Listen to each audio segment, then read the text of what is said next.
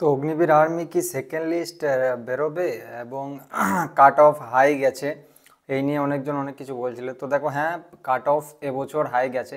বিগত 2019 বছর থেকে আমি এই আর্মির যখন পার্মানেন্ট নিয়োগ হতো তখন থেকে আমি ব্যাপারগুলো দেখে আসছি, অগ্নিবীর পার্মানেন্ট।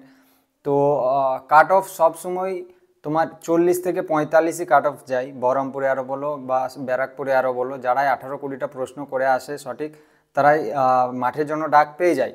কিন্তু এবছর কি হয়েছে, কেউ ধরো 20-25টা সঠিক করে এসছে, বাকিটা আন্দাজে মেরেছে। কারণ মাইনাস নেই, সো সকলেই 50টা করে এসছে। তো যাদের ঠিক হয়েছে সেই তুক্কা মারার পর যাদের সেগুলো ঠিক হয়েছে তারা পাস করেছে, এবং কিছুজন সেখানে পাস করেনি। তো এটা হচ্ছে বিষয়। কিন্তু আগে মাইনাস থাকতো বলে সবাই বাকি যেগুলো পারতো না সেগুলো হাত দিত না। তো এই জন্যে এবছর কাট অফটা হাই গেছে, সত্যি সত্যি কাট অফটা হাই গেছে অন্যান্য বছরের থেকে। আর সেকেন্ড লিস্টের আশায় যারা আছো, দেখো সেকেন্ড লিস্ট সি রেজাল্টে সেকেন্ড লিস্ট আসে না। তোমার সেকেন্ড লিস্ট ফাইনাল মেরিট লিস্টে বিগত বছর এবং তার আগের বছরে সেকেন্ড লিস্টে এসেছিলো, বাট এই সি রেজাল্টের জন্য সেকেন্ড লিস্ট বেরোয় না। তো তোমরা আশা ছেড়ে দাও। আর যারা পাস করলে তাদেরকে কংগ্রাচুলেশনস আমার তরফ থেকে। তোমাদের মাঠ খুব শীঘ্রই আছে, 1 মাসের মধ্যেই, বহরমপুর এয়ারও এবং শিলিগুড়ি এয়ারও। তোমরা মাঠের জন্য প্রিপেয়ার্ড হয়ে যাও।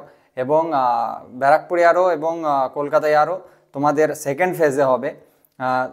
অগ্নিবীর 7th ব্যাচ হবে এটা, বহরমপুর এবং শিলিগুড়ি এয়ারও, যেটা ট্রেনিংয়ে যাবে, এবং 8 ব্যাচ হবে তোমাদের ব্যারাকপুর এবং কলকাতা।